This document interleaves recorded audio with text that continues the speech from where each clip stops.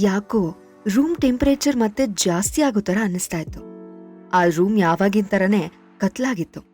ಆ ಕತ್ಲಲ್ಲಿ ಅವನ ಬಿಸಿ ಉಸಿರು ಅವಳ ಕಿವಿಯಿಂದ ಕತ್ತಿನ ಕಡೆ ಸರಿತಾ ಇತ್ತು. ದಿಶಾ, ಏನಾದ್ರೂ ಹೇಳು ಅಂತ ಶ್ಯಾಡೋ ಹೇಳ್ದ.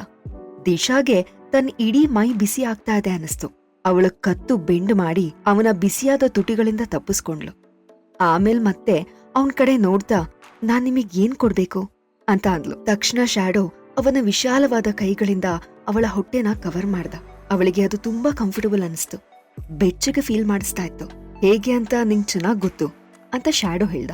ಅವನ್ ಈ ತರ ಮಾತಾಡ್ದಾಗ ದಿಶಾಗೆ ತನಗ್ ತಾನು ಕಂಟ್ರೋಲ್ ಮಾಡ್ಕೊಳಕ್ಕೆ ಆಗ್ತಾ ಇರ್ಲಿಲ್ಲ. ಅವನು ಏನೂ ಮಾಡ್ದೆ ಹೋದ್ರು ಅವನು ಜಸ್ಟ್ ಅವಳನ್ನ ಹಗ್ ಮಾಡ್ಕೊಂಡ್ ಮಾತಾಡ್ತಿದ್ರೆ ದಿಶಾಗೆ ತಾನ್ ಸೋತೇ ಹೋದೆ ಅಂತ ಅನಿಸ್ತಾ ಇತ್ತು. ಶ್ಯಾಡೋ ಡೀಪ್ ವಾಯ್ಸ್ ಇವಾಗ ಅವಳ ಹಿಂದಿನಿಂದ ಬರ್ತಾ ಇತ್ತು. ಅವಳಿಗೆ ಸಡನ್ ಆಗಿ ಮೈಯೆಲ್ಲ ಹಗೂರವಾದ ಹಾಗೆ ಫೀಲ್ ಆಯ್ತು. ಅವಳು ನೋಡ್ತಿದ್ದ ಹಾಗೆ ಶ್ಯಾಡೋ ಅವಳನ್ನ ಎತ್ಕೊಂಡು ಬಾತ್ರೂಮ್ ಕಡೆ ಹೋದ. ಅವರಿಬ್ರು ಈಗ ಯಾರ ಅಡ್ಡಿನೂ ಇಲ್ದೆ, ಯಾವ ನಾಚಿಕೆನೂ ಇಲ್ದೆ ಇಂಟಿಮೇಟ್ ಆಗಿದ್ರು. ಶ್ಯಾಡೋಗೆ ಸಮಾಧಾನ ಆಗಿ ಅವರಿಬ್ರು ಸ್ನಾನ ಮುಗ್ದು ಅವನು ಅವಳನ್ನ ಮತ್ತೆ ಬೆಡ್ರೂಮ್ ಒಳಗೆ ಎತ್ಕೊಂಡು ಹೋದ. ದಿಶಾ ಸುಸ್ತಾಗಿ ಒಂದ್ ಹೆಜ್ಜೆನೂ ನಡಿಯಕ್ಕಾಗಲ್ಲ ಅನ್ನೋ ತರ ಆಗಿದ್ಲು.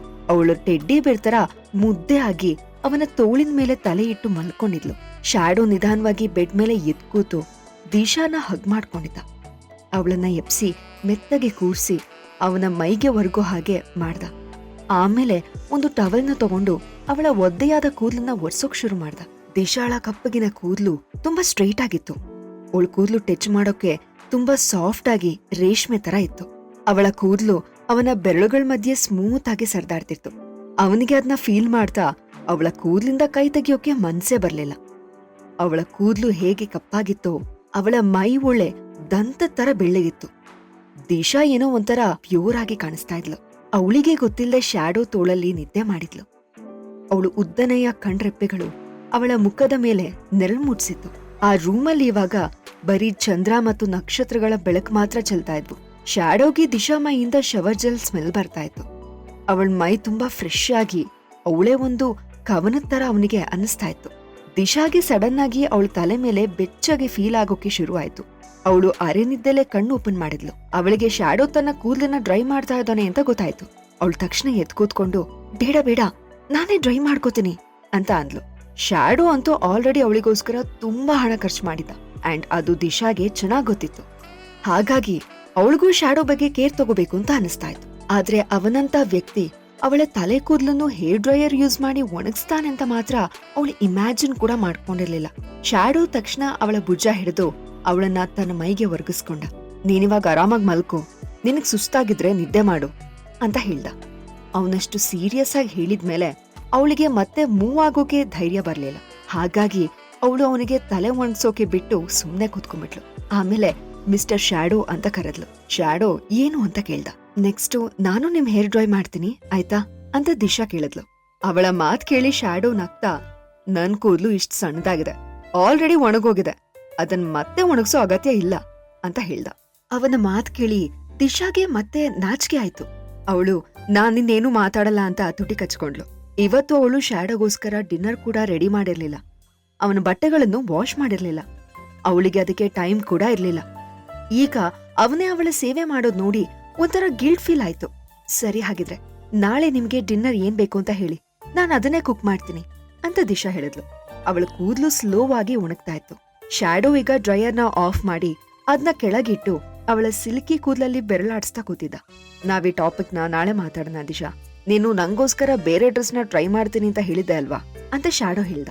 ಹಾಗ್ ಮಾಡ್ಬೇಕು ಅಂದ್ರೆ ಅವಳು ಫುಲ್ ಡ್ರೆಸ್ ರಿಮೂವ್ ಮಾಡ್ಬೇಕು ತಾನೆ. ಅವಳಿಗೆ ಅವನ್ ಮುಂದೆ ಡ್ರೆಸ್ ಚೇಂಜ್ ಎಲ್ಲ ಮಾಡೋಷ್ಟು ಧೈರ್ಯ ಇರ್ಲಿಲ್ಲ. ಈಗ ರೂಮಲ್ಲಿ ಲೈಟ್ಸ್ ಎಲ್ಲ ಆಫ್ ಆಗಿದ್ರು. ಆ ರಾತ್ರಿ ಚಂದ್ರನ್ ಬೆಳಕು ತುಂಬಾನೇ ಬ್ರೈಟ್ ಆಗಿತ್ತು. ಆ ರೂಮಲ್ಲಿ ಏನಿದೆ ಏನಿಲ್ಲ ಅಂತ ಎಲ್ಲ ಚೆನ್ನಾಗ್ ಕಾಣೋ ಅಷ್ಟು ಬೆಳಕಿತ್ತು. ಅಯ್ಯೋ, ಈಗ್ಲಾ ಅಂತ ದಿಶಾ ಕೇಳಿದ್ಲು. ಅದಕ್ಕೆ ಶ್ಯಾಡೋ ಎಸ್ ಈಗ್ಲೇ ಅಂತ ಅಂದ. ಅವನು ಬೆಡ್ ಮೇಲೆ ಸೈಡಲ್ಲಿದ್ದ ಕುಶನ್ಗೆ ಒರಗಿ ಅವಳನ್ನೇ ಕಾಮ್ ಆಗಿ ನೋಡ್ತಾ ಇದ್ದ. ಅವನಿಗೆ ದಿಶಾ ತರ ನಾಚ್ಕೊಳ್ಳೋದನ್ನ ನೋಡೋಕೆ ತುಂಬಾ ಇಷ್ಟ ಅನ್ನೋ ತರ ಕಾಣ್ತಾ ಇತ್ತು. ಈ ಕಡೆ ದಿಶಾಗೆ ಅವಳು ಪ್ರಾಮಿಸ್ ಮಾಡಿದ್ನ ಉಳ್ಸ್ಕೋಬೇಕು ಅನ್ನೋದೊಂದೇ ತಲೆಲಿತ್ತು. ಅವಳು ಅದನ್ನೇ ಯೋಚನೆ ಮಾಡ್ತಾ ಇದ್ಲು. ಬೆಳಗ್ಗೆ 7 ಗಂಟೆ ಆಗೋಷ್ಟ್ರಲ್ಲಿ ದಿಶಾ ಫೋನ್ ರಿಂಗ್ ಆಗೋಕೆ ಸ್ಟಾರ್ಟ್ ಆಯ್ತು. ಅವಳಿಗೆ ಡಿಸ್ಟರ್ಬ್ ಆಗಿ ಎಚ್ಚರ ಆಯ್ತು. ಯಾರಪ್ಪ ಈ ಲೆವೆಲ್ಗೆ ಕಾಲ್ ಮಾಡ್ತಾ ಇರೋದು ಅಂತ ಅನ್ಕೊಂಡು ಕಾಲ್ನ ರಿಸೀವ್ ಮಾಡಿದ್ಲು. ಆ ಸೈಡಿಂದ ಅನಿಕಾ, ದಿಶಾ, ನಾವಿವತ್ತು ಹೊರಗಡೆ ಹೋಗ್ತಾ ಇದೀವಿ, ನಿನ್ಗೆ ನಾನಿವತ್ತು 5 ಸ್ಟಾರ್ ರೆಸ್ಟೋರೆಂಟ್ ಅಲ್ಲಿ ಬ್ರೇಕ್ಫಾಸ್ಟ್ ಪಾರ್ಟಿ ಕೊಡಿಸ್ತಾ ಇದೀನಿ ಅಂತ ಕಿರ್ಚ್ಕೊಂಡ್ಲು. ಲಾಸ್ಟ್ ನೈಟ್ ಶ್ಯಾಡೋ ಅವಳಿಗೆ ಕಂಪ್ಲೀಟ್ ಸುಸ್ತು ಮಾಡ್ಸಿದ್ದ. ಹಾಗಾಗಿ ಅವಳಿಗೆ ತುಂಬಾನೇ ನಿದ್ದೆ ಬಂದಿತ್ತು. ಈಗ್ಲೂ ಅಷ್ಟೇ, ಅವಳಿಗೆ ಕಣ್ ಬಿಡೋಕೆ ಆಗ್ತಾ ಇರ್ಲಿಲ್ಲ.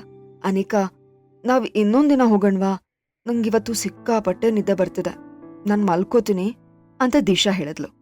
ಅನಿಕಾ ಫೋರ್ಸ್ ಮಾಡೋ ಟೋನಲ್ಲಿ, ಚಾನ್ಸೇ ಇಲ್ಲ ದಿಶಾ, ಇವತ್ ಬೆಳಗ್ಗೆನೆ ಪರ್ಫೆಕ್ಟ್ ಆಗಿದೆ, ಬೇಗ ಎದ್ದು ಹಾರೋ ಹಕ್ಕಿಗಳಿಗೆನೆ ಹುಳ ತಿನ್ನೋಕೆ ಸಿಗದಂತೆ, ಸೊ ನೀನ್ ಬೇಗ ಎದ್ದು ರೆಡಿ ಆದ್ರೆ ಒಳ್ಳೆ ತಿಂಡಿ ಕೊಡಿಸ್ತೀನಿ ಅಂತ ಅಂದ್ಲು ಅನಿಕಾ.